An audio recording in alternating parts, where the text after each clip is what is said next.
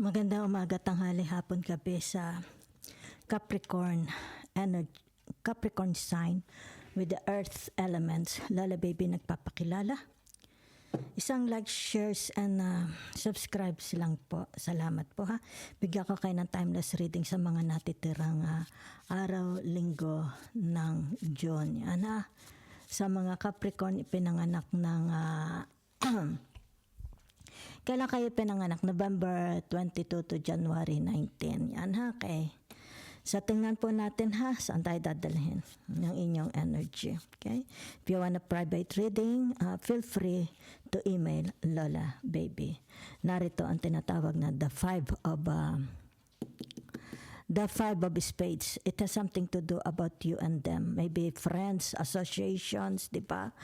Mga kolegas, kapitbahay, siblings, di ba?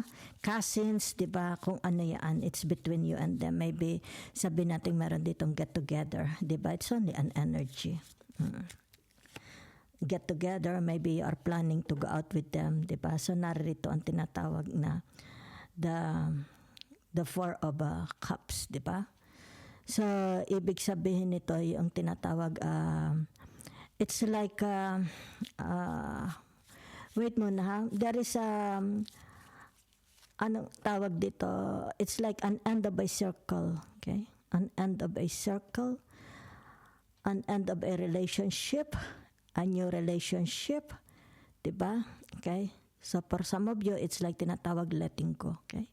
What is this letting go of a partnership, letting go of a friendship, letting go of a marriage, di ba? Love relationship. Ibig sabihin nito yung tinatawag, lalabas na, okay? Magsa-separate na. Ayun ang nakikita ko.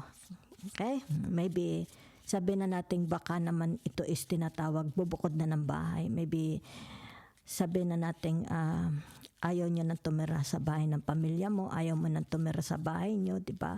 Kasama mo itong kusina, itong mga kasama mo. It's like tinatawag na moving. There is a transfer, okay? Maybe you want to live alone. Yun na nakikita ko. You want to be more independent yourself.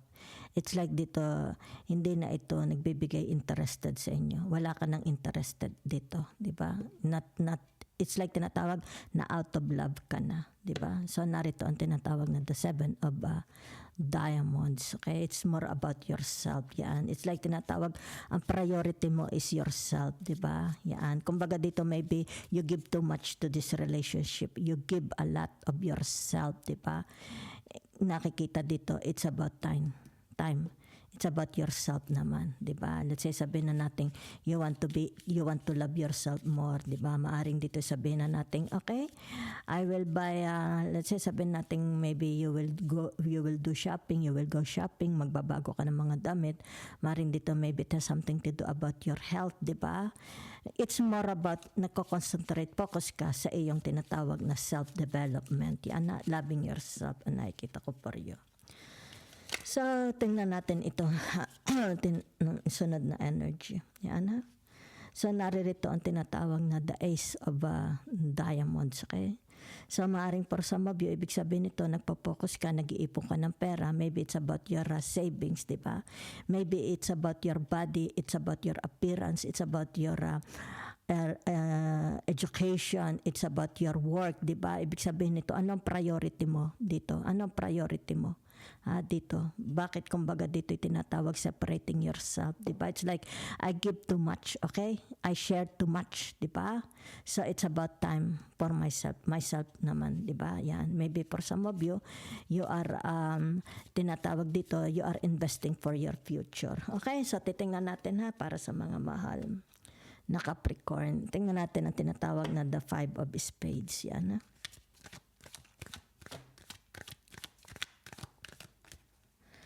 Okay, the five of spades, it's about tinatawag na you give too much. Nakikita ko dito, okay? It's like tinatawag walang patid na pag-unawa mo, pagbibigay mo, sharing mo. Diba? It's like tinatawag na they are very, very dependent sa inyo. Okay? Yan. Kumbaga dito yung tinatawag na parang ikaw na ang ate, kuya, tatay, nanay. It's like you provide them all. It's the one, you are the one provide them. Okay? mga pangangailangan nila. Okay? So, tinatawag na the four of hearts, di ba? Sa tinatawag na the nine of hearts. Yan, okay? So, ibig sabihin nito, yung tinatawag na panimula. Okay? There is an ending and a beginning. Panimula. Okay? It's like for some of you, gusto nyo ng tinatawag magsimula uli. Yan ha? Okay? Magsimula ng buhay, magsimula ng hanap buhay, whatever, magsimula ng relationship, di ba? Yan, oh. It's like nakikita dito what you experience, okay? What you gone through from the past. It's like tinatawag napagod ka rin. Napagod ka. Yan, Capricorn, napagod ka. Okay? Siguro na-realize mo na it's about time yung tinatawag na me, myself, and I. Okay? So the seven of diamonds, tingnan natin. Okay? So ibig sabihin nito yung tinatawag bago uli. Yan ha? You want new. Diba? It's like tinatawag masyado ka ng gas-gas. Nagasgas ka. Okay? Kumbaga dito yung tinatawag I want to breathe a new air, di ba? So, ibig sabihin nito, papasok ka sa tinatawag na a new relationship, di ba? Yan, ibig sabihin nito, yung tinatawag, kailangan pareho ang inyong vibes, ang energy, ang frequency. Yan na. Maybe it has something to do about love romance, di ba? A new path to success, career, profession, work, di ba? Friendship, whatever is that. Ibig sabihin nito, tinatawag, you are ready. Yan. Iiwan mo na ito. It's like you are living, okay? Kung ano ito yung tinatawag, masyado ka na exhausted. Okay? It does not, hindi ka na, wala ka ng interest dito. Nawalan ka na ng gana. So, this is a new, okay? So, tingnan natin ito tinatawag na the Ace of Diamonds. So, ibig sabihin naman itong the Ace of Diamonds, narito ang Daleo, di ba? So, it's more about tinatawag na what you can offer, di ba? Okay? So, here is like tinatawag, you want a new partnership dito, you want a new friends, you want a new colleagues, di ba? So, you want a new students, you want new audience, you want new clients, you want new boss, colleagues, kung sino ito. Ibig sabihin ito, tinatawag dito ka naman, di ba? It's like dito ka, yung tinatawag mabubuhayan. It's like tinatawag, this is my tribe, okay?